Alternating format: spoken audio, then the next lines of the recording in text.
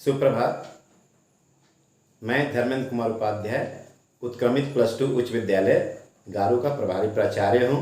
साथ ही स्नातकोत्तर प्रशिक्षित शिक्षक के रूप में हिंदी विषय में इस विद्यालय में पदस्थापित हूँ और मैं इंटरमीडिएट कक्षा के अंतर्गत 12वीं एवं 11वीं कक्षा के हिंदी विषय का अध्ययन और अध्यापन का कार्य संपन्न करता हूँ। इसी क्रम में चूँकि हम लोग देख रहे हैं कि विगत काफ़ी दिनों से कोरोना की वजह से हम लोगों का विद्यालय में पढ़ाई बाधित है और हमारे बच्चे विद्यालय नहीं आ पा रहे हैं।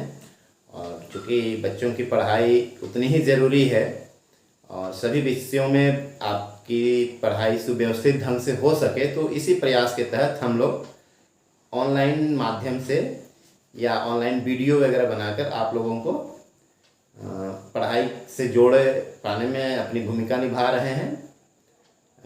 तो आज हम लोग चूँकि इस नए सत्र का ये पहला क्लास है और 12वीं कक्षा में अंतरा के अंतर्गत जो हमारा हिंदी इलेक्टिव है, हिंदी ऐच्छिक, उसमें अंतरा जो हिंदी पाठ्य पुस्तक का नाम है, इसका पहला पाठ का अध्ययन करेंगे। कोरोना की वजह से चूँकि पूरा पाठ्यक्रम नहीं हो पा रहा है, कुछ सिलेबस को संक्षिप्त किया गया है, तो उसी को ध्यान में रखते हुए इस पाठ में जयशंकर प्रसाद की जो रचना है कार्नेलिया का गीत और देवसेना का गीत, लेकिन पाठ की महत्ता को ध्यान में रखते हुए अभी सबसे पहले हम लोग कार्नेलिया का गीत पाठ का अध्ययन करेंगे। कार्नेलिया का गीत जो जयशंकर प्रसाद की एक प्रसिद्ध रचना है, जिसमें भारतीय देश प्रेम की भावना परिलक्षित होती है। भारत की प्राकृतिक सुंदरता, सौंदर्य और यहाँ का पर्यावरण का जो अनुपम दृश्य इस कविता में प्रस्तुत किया गया है, निश्चित रूप से हम कह सकते हैं कि यह जयशंकर प्रसाद की एक अद्भुत एवं अनुपम कृति है। तो आज के हम इस क्लास में आज दो बातों का अध्ययन करेंगे। सबसे पहले हम लोग जयशंकर प्रसाद की एक संक्षिप्त जीवन परिचय पर ध्यान देंगे और फिर पाठ का सारांश संक्षिप्त रूप में देखेंगे और एक एक करके हम लोग क्लास को आगे बढ़ाएंगे और इसी प्रकार कई वीडियोस आपके सामने प्रस्तुत होगा। आपसे अपेक्षा है कि आप प्रत्येक वीडियोस को बड़ी गंभीरतापूर्वक देखेंगे और इसके आधार पर नोट्स तैयार करेंगे। तो आइए सबसे पहले जयशंकर प्रसाद का जीवन परिचय जान लें। जयशंकर प्रसाद का जन्म काशी में हुआ था। वे विद्यालय शिक्षा केवल 8वीं कक्षा तक ही प्राप्त कर सके, किंतु पढ़ने में काफ़ी रुचि थी। परिस्थितिवश आगे की पढ़ाई नहीं कर सके, लेकिन स्वाध्याय से अपने खुद के अध्ययन के द्वारा इन्होंने कई भाषाओं पर अच्छी पकड़ बना ली। इन्होंने तत्कालीन जितनी भी भाषाएं थी उसमें हिंदी प्रभावित प्रायः सभी भाषाओं का बड़ी गंभीरतापूर्वक ज्ञान प्राप्त किया। पाली, संस्कृत, उर्दू और अंग्रेजी भाषाओं में इनकी अच्छी खासी पकड़ थी। साथ ही साथ साहित्य का भी काफ़ी गहन अध्ययन किया। अपने जीवन में इन्होंने कई अनुपम कृति रचनाओं को गंभीरतापूर्वक पढ़ा। दर्शन, इतिहास, धर्मशास्त्र और पुरातत्व के वे प्रकांड विद्वान थे। जयशंकर प्रसाद जी अत्यंत ही सौम्य, शांत एवं गंभीर प्रकृति के व्यक्ति थे। सामाजिक परिवेश में इनके विचार काफ़ी दर्शनीय थे। लोगों के बीच इनकी काफ़ी सराहना होती थी। ये प्रशंसा के पात्र थे और अपने बहुमुखी प्रतिभा की वजह से आम जनों में ख्याति प्राप्त थे। बहुमुखी प्रतिभा के धनी थे। चूँकि ये मूलतः कवि थे, कविता पाठ करना इनकी जीवनचर्या थी। इन्होंने अपने रचनाओं में स्वयं को समर्पित किया और पाठकों की पूरी चिंता की। इन्होंने उपन्यास, नाटक, कहानी, निबंध आदि अनेक साहित्यिक विधाओं में उच्च कोटि की रचनाओं का सृजन किया।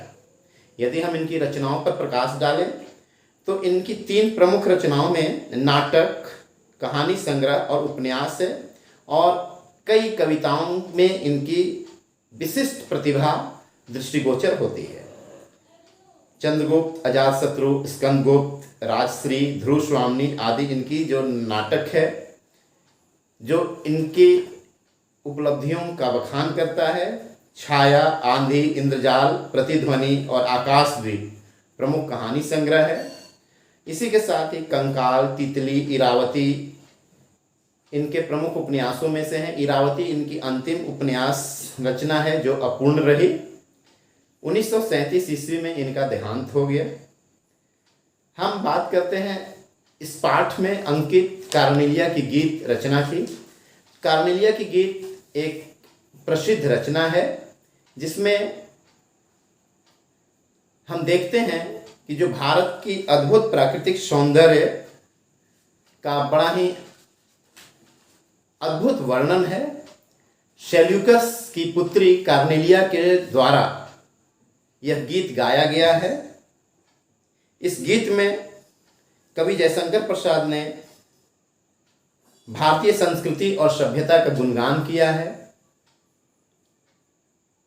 यह गीत सेल्यूकस की पुत्री कार्नेलिया अपनी सीमाओं पे बैठकर भारत के प्राकृतिक दृश्यों और पर्यावरण को निहारती है।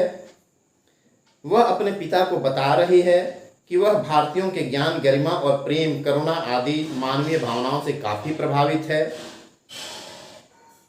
श्री जयशंकर प्रसाद की प्रसिद्ध रचना नाटक चंद्रगुप्त से लिया गया यह कार्नेलिया का गीत भारतीय राष्ट्रीय देश प्रेम भावना को परिलक्षित करता है, प्रदर्शित करता है।